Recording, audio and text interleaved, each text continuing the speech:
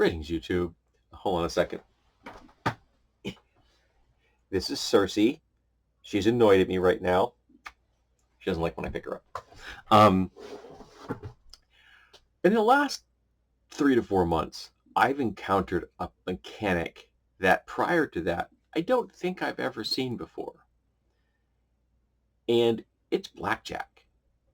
Now, for those that aren't familiar, blackjack is a card game. The idea is to hit a number or get as close to that number without going over that number when it comes to the cards you've been dealt, each card having a numerical value. And if you're the one that gets closest without going over, you win. Woohoo! Basically, that's what blackjack is. And it can be defeated by people who have the right mathematical knowledge to count cards in the right way. When casinos really hate that, they tend to pick you up and throw you out when you do it. But I hadn't seen it in a gaming mechanics till quite recently, and now I've encountered it like 3 times in like a 3-month period. And the basic concept being that it's a roll under mechanic. Now, I've never been a big fan of roll under mechanics because to me it seems very constrained, very closed. It seems an inward-facing system. I much prefer the open-ended roll-over mechanic that is so common in the D20 system or other systems, not just D20. I can remember using the colored percentile chart in Gamma World 3rd edition, which was from Marvel Superheroes, and that's another. It's a percentile. You want to get as high as you can. If you look at the chart, the best results are 0, 0, 100, and the worst results are 0, 1. But a roll under is a mechanical system that's used by many systems under different dice mechanics, things like that. But I've encountered this in D20 roll under systems, like I said, 3 times in the last like 3 to 4 months. And the goal is to have a constrained structure. So because it's a D20, you only got 20 numbers to play with. 20 is always considered to be a critical failure, and 19 is just a failure. So those 2 numbers are sacrosanct, which means nothing can go above an 18 for a score.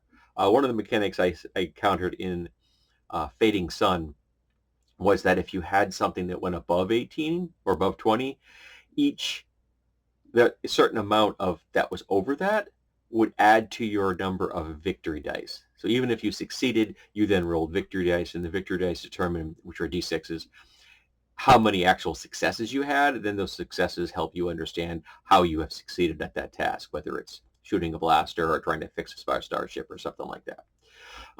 So if you have a really high ability, even though it goes over that constrained D20 structure, you still get a bonus to it because your victory dice go up even if the numbers you're rolling on the die are not being impacted.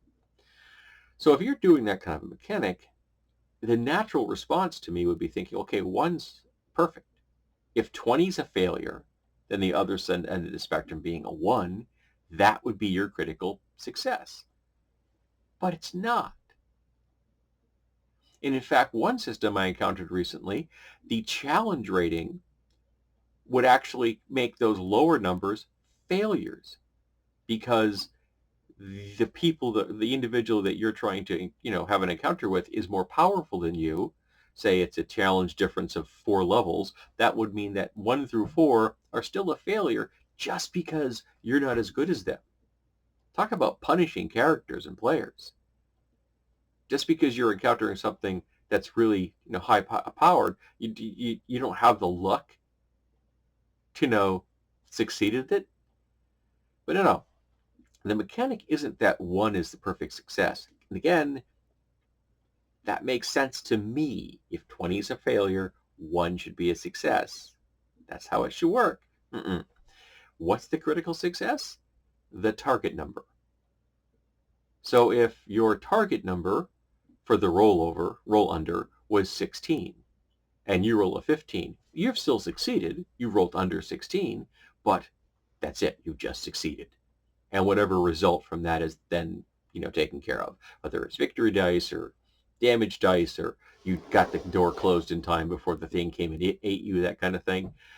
But if you get on the number. If you hit the blackjack, you get a critical success. So again, this is a mechanic I've never seen before like the last 3 to 4 months, and yet I've encountered it 3 times. Is this something that's been around for a long time and I just missed it? Or has it like just kind of suffused the zeitgeist in a certain way and now it's more prevalent than it was in the past?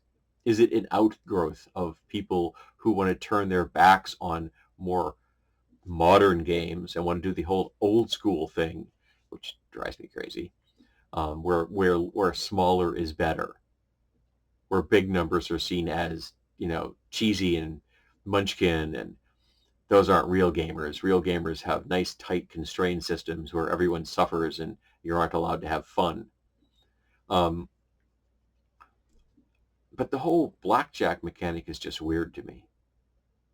So can someone tell me if, in fact, this is more common than I'm aware of?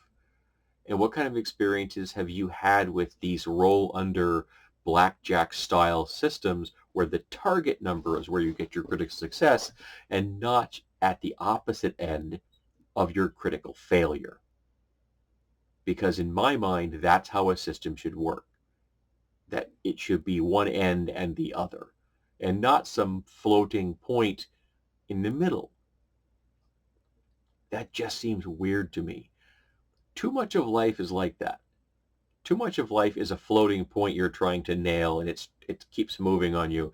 And sometimes you get lucky, but most of the time you don't. And so a lot of the time you feel like you failed and you haven't. It's just because the target you're trying to get to, because of circumstances well beyond your control, keeps moving. And I'm not sure if I like that in a game mechanic. I guess I like a little more stability in my game structure, knowing that when I roll that die, I know that one end's good, one end's bad, and I don't have to worry about some moving target I've got to hit. So let's discuss blackjack and gaming in a way that I don't think people that invented blackjack ever consider was going to happen.